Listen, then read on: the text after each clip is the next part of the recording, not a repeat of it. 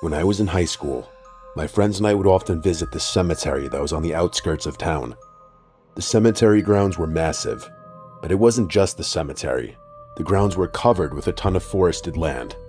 We spent the better part of a year visiting that cemetery on the weekends to do what degenerate teenagers do. We would wait until it got late, and then we would enter the cemetery. Most of the time, we would just find a quiet spot to post up and then chill there for a while. However, once in a while, we would explore the cemetery and the surrounding woods, but we would never explore too deep into the woods just because it was so dark. That was usually on special occasions, like when we would invite the girls to come with us. There was one specific night when we were in the cemetery that I still think about to this day because I can't really explain what happened. It's without a doubt the scariest thing that's ever happened to me. On that night, it was a group of 6 of us that made the trip to the cemetery. Myself with my 2 best friends and 3 girls from our class. I was able to get some stuff for our cemetery hangout session that may be considered illegal for kids that age, and I'll leave it at that. This helped sweeten the deal to get the girls to come hang out with us. There was one of the girls, just in case, I'll call her Jane to protect her privacy. I really liked Jane, but I don't think she ever liked me. At least not in the way I wish she liked me. I was trying super hard that night to change her mind, but it wasn't happening. As the night went on, Jane wanted to explore the woods that surrounded the cemetery. We were kind of against it because the woods were so large and it was so dark. It just seemed like a dangerous and bad idea. Well, being the weak-minded individual I've always been, it didn't take much for Jane to convince me to explore the woods with her. When the girl you like wants to go into the dark woods with you, you don't think twice and you agree. My friends tried to be good wingmen, and they convinced Jane's 2 friends to stay behind with them. Jane and I headed into the woods. She was being kind of weird, but I didn't care. She was talking to me about rituals and all sorts of other things. I just kept nodding along with her and enjoying the moment. We were walking slowly because of how dark it was underneath all the trees. We were walking in an area of the cemetery grounds I'd never seen before. It was actually kind of sad. There were extremely old graves in this part of the woods that had clearly been forgotten by time and nature. The names were barely readable, the gravestones were falling apart, and the intact ones were completely covered with moss and leaves. I didn't even know there were graves all the way back there. These hidden graves weren't the only thing we found while walking. Even further into the woods was a small, abandoned church. At first, I thought it could have been a mausoleum of some kind, but once we got closer and really checked it out, it was for sure a small church. I couldn't believe my eyes. Jane was doing this weird thing where she was talking about all the dead souls and whatnot. I just thought it was super cool that a random church was way out here and completely abandoned. I wanted to go inside and check it out. She was apprehensive about it. She thought if we broke in, we might disturb the souls resting there. I was respectful of her comment, but my honest thoughts were that that's the most ridiculous thing I've ever heard. I spent a few minutes trying to convince her that we wouldn't be disturbing anything, and she finally agreed to check it out with me. We walked up the 2 wooden doors that were on the front of the old church. They had been chained shut and locked. I could tell that Jane was feeling off, but I continued to try to open the door. Instead of caring about her feelings, I was trying to prove to her that I was brave or something. I don't even know what my logic was. After smashing into the door a few times, I broke part of the door hinge, and I was able to push it open. I stepped into the old building, and it was so cool at first. It had maybe 7 or 8 rows of pews. There was a small altar directly opposite the doors, and even a few books lying around. Jane stood in the doorway and kept trying to convince me that we should leave. I was doing the opposite. I was walking around the church, trying to convince Jane to come inside. I made my way to the altar and started doing a disrespectful impersonation of a preacher. She wasn't amused with my immature antics. I took another step, and I got what I deserved. The floorboards behind the altar must have been weak, because they snapped and I fell right through the floor. It was probably a good 10-foot drop, and it hurt. It was a hard, rocky floor. That was enough to get Jane to finally enter the church. She ran to the hole in the floor to make sure I was okay. I shouted up that I was fine, even though I was hurting badly. I took out my cell phone, which didn't have the best flashlight, but at least it was something. I shined the light near the hole, and I noticed a ladder had been put there to get back up. But it was broken. Jane told me that it looked like it was a crawl space door on the floor. I asked her to run back and grab my friends. Even though we were in the woods, it wouldn't take her that long to run back. She didn't want to leave me, but I told her it was fine. I just wanted to get out of the hole. She complained about it, but eventually I heard her run through the wooden door. I tried calling my friends' cell phones to let them know Jane was running back, but neither one of them picked up. While I was waiting, I turned on the flashlight again and started to use it to scan the room I was in. Initially, I didn't want to because I was terrified of spiders, and this seemed like a hotbed for spiders. At first glance, it just seemed like a small, regular room with a couple of wooden beams. I went over to the destroyed ladder to see if there was any way I could make it work, but it was destroyed beyond repair. While I was looking at the ladder, I thought I heard something behind me. It sounded like movement, but not like footsteps, almost like something was shuffling. I turned around and scanned the other side of the room with my light. I didn't see anything at first. As I whipped the light around, I noticed something out of the corner of my eye. I positioned the light on the ground near one of the wooden beams. The dirt that was on the rocky ground looked like it had been disturbed in some way. My heart was beating fast, but I didn't know why. I couldn't say for sure if the dirt had looked like that before. I started to feel the gravity of my situation. I was scared now, and I didn't even know why. I started shouting for my friends to hurry up. While I was staring up at the hole and shouting, I thought I heard another sound. This time, it looked like someone was grunting. Even though every part of my gut was telling me not to look, I shined the light again over in the direction where I thought I heard the grunt. All I could do was scream. Staring right at me was some strange man. The light from my phone flashlight was bouncing off his bald head. He had these angry eyes that felt like they just went right through me. He was on the ground, and I kid you not, he was crawling towards me. I started to freak out. I was pleading for my friends to hurry up. I heard the sound of the wooden doors shoot open, and one of my friends dropped this huge tree branch down the hole. I climbed up the branch, and with every step, I could feel the branch start to snap under my weight. By some miracle, the branch didn't snap completely, and I made it to the top. My friends were confused when they got there because I was screaming as if my life depended on it. I told them that there was a person down there. I told them not to, but they leaned over the hole and looked down there with their flashlights. They didn't believe me, and they wanted to see for themselves. When they looked, they saw him, but instead of crawling toward me, he was crawling back behind the pillar. One of my friends insisted that we get help because they suggested that this person could be in trouble. My other friends somehow convinced us that we needed to just leave, and that person meant us harm. As we left, I did drop the tree branch back down there, so if this person did need help, hopefully the tree branch would support them. For 2 days, the guilt was eating me alive.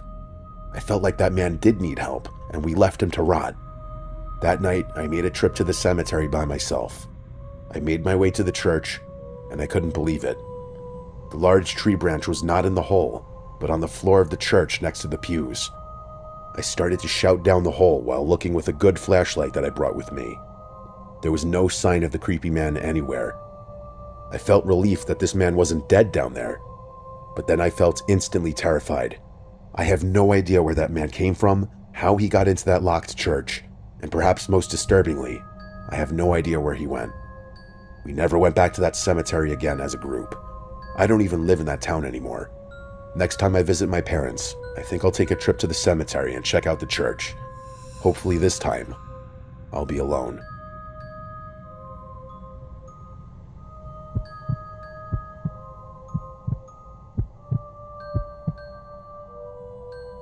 Two years ago, my grandmother passed away. It hit me harder than I could have imagined. She was the most important person in my life. In many ways, she was more of a parent to me than my actual parents. When I went through an extremely rough time in my life, she was the only one who stood by me and helped me get my life back on track. I owe all my success in life to her. She had been sick for a while, but she kept that part of her life a secret because she knew I would worry. About a month after she died, I started to visit her grave at the cemetery after work. I would just talk to her. It made me feel better in so many ways. It was almost like my version of meditation. I just felt at peace when I was there. That peace wouldn't last forever. One day while I was at her grave, I noticed a strange woman at a grave that was maybe 2 graves away from my grandma. Objectively, she looked normal, I guess. There was just something about her that made her weird. Some people just give you that bad feeling. She wasn't that old, maybe mid-40s if I had to guess. She was a tall woman, skinny with this wild curly hair. She was not bad looking by any means. I would even go as far as to say that she had a pretty smile. She would be laughing and talking to the grave in front of her, but something about her mannerisms was not right. She'd say something, then laugh, then look over in my direction. Whenever she would catch me looking, she'd just say something like, "Don't mind me, I'm just chatting with George." I assumed George was the name on the grave. I would always just smile and keep going about my business. People talk to their loved ones in cemeteries all the time. It's not that weird. It was just the way she was talking, the volume of her voice, and the way she would audibly laugh, like she just heard the funniest joke of all time. Well, I started to notice this woman daily. I was pretty annoyed. I pulled into the cemetery, and this woman was already at the grave she was visiting. It was like she was waiting for me. I'd pull up to my grandma's grave, and this woman would be waving at me. Somehow, she even knew my name. She would literally greet me by my name as I would get out of the car. This was a special time for me, and I felt like this woman was messing it up.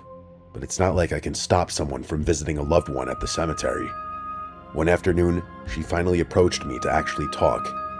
She apologized to me for being so loud and told me that when her loved one passed away, it hit her hard. Obviously, I was in the same boat, so I understood, and we talked for a while. She got me talking about my grandma, and that's something I always enjoyed.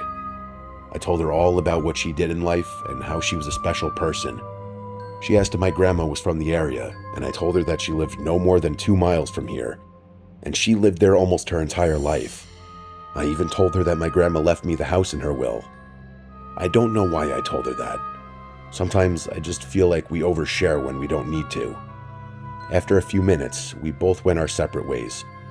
Even though I understood what she was going through, I didn't want to talk to her every day.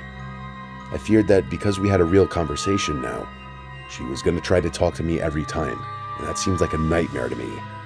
I decided to change my visiting schedule a bit. I would usually visit after work Monday through Friday. Instead, I decided to wait until the weekend to visit. I pulled into the cemetery a little after noon on Saturday. For the first time in a while, I was alone at her grave. The woman was nowhere in sight. When I was going to leave, I was driving to the far exit of the cemetery, and I noticed that the woman was sitting at a different grave talking to another person. Instead of being freaked out, I felt bad. I came to the conclusion that she must just be a sad person. As twisted and sad as it is, she must use the cemetery as a messed up way to meet and talk to people. That night, I went out with a bunch of my friends who were visiting from out of town. It was after 1 in the morning when I was heading home.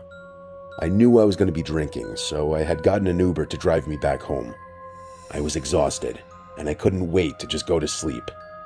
After the driver dropped me off, I was walking up my driveway, and I noticed something weird. I saw that a little bit of light could be seen shining from behind the blinds in my house. That may not seem weird to some people, but I'm notorious for making sure all my lights are turned off. I never leave the lights on. Right after, I knew something was wrong. Instead of calling the police, I decided to check it out myself. I remember trying to convince myself that there must be some strange explanation. I walked inside slowly and quietly. I could hear a sound coming from my bedroom. It was faint, but it sounded like someone going through something. I hid behind a door. I opened the door enough so I could see through the crack of the door. I also tried the best I could to focus my hearing. I was trying to figure out what to do. It was a little too late, but now I wanted to call the police. I was too scared to bring any attention to myself. Knowing that someone was just in the other room scared me so much that I couldn't even move anymore. I felt trapped behind this door. That's when I saw her. The strange woman from the cemetery emerged from my bedroom. She was holding a picture of me that was in my grandmother's old room. She started to walk in my direction, and then eventually passed the door I was hiding behind. I was holding my hand over my mouth, trying to mask the sound of my breathing. She was just inches from the door I was hiding behind. She went to the living room and sat on the couch. I could just barely see her from where I was standing. She was talking out loud, just like I had seen her do 1,000,000 times before. She even started talking to George, just like she would do at the cemetery. This woman was having a full-blown conversation with herself. Then things took a weird and nasty turn. Her normal talking started to change, She would laugh hysterically at nothing, then stop abruptly and then scream. After the weird screaming fits, she would just stare into the distance and break out crying. I didn't know what to do. I would almost feel bad when she was crying, and then she would start angrily screaming again. I just felt so uneasy and helpless. This woman was so unwell, I had no idea if I was in danger. In the middle of a scream, she stopped, stood up, looked at nobody, and said, "It's time to go." Still looking to nobody, she said that she wouldn't want to make him upset. I assumed she was talking about me. She looked around the room and then went out of my sight. I heard a sound of a minor struggle while this woman giggled to herself. A minute or two later, I didn't hear anything. I ended up standing up behind that door for another 30 minutes before I slowly came out. I quietly snuck into the living room where she was sitting. I felt relieved that she was gone. I looked over to the window on the far side of the room. It was wide open. This must have been how she got in and out. I figured the struggling sound I heard was her trying to back out of the window. I shut the window and locked it. I now called the police, who showed up quickly. We noticed right away that she didn't take anything except for the photo of me. I told the police everything, and unfortunately, it wasn't enough. They never found this woman, or could even give me an identity for the woman. A few days later, I went to the cemetery to see my grandma, and thankfully, the woman wasn't there. I went over to the grave she would always visit, and the name on the tombstone wasn't even George. That made me feel sick. This woman was pretending to talk to a dead loved one at someone else's grave. After speaking with the police, they think the reason she found my house was that I told her I inherited my grandmother's house in the will. That's why you always have to be careful what information you just accidentally spill in a casual conversation. I've never seen that woman again. The one thing that freaks me out and bothers me more than anything is that she took the photo of me for some reason. Out of everything she could have taken, even all my grandmother's jewelry, she took that. It just gives me chills. I will say this though, every single time I drive into that cemetery to visit my grandmother, I'm constantly looking over my shoulder, hoping I don't see this woman again.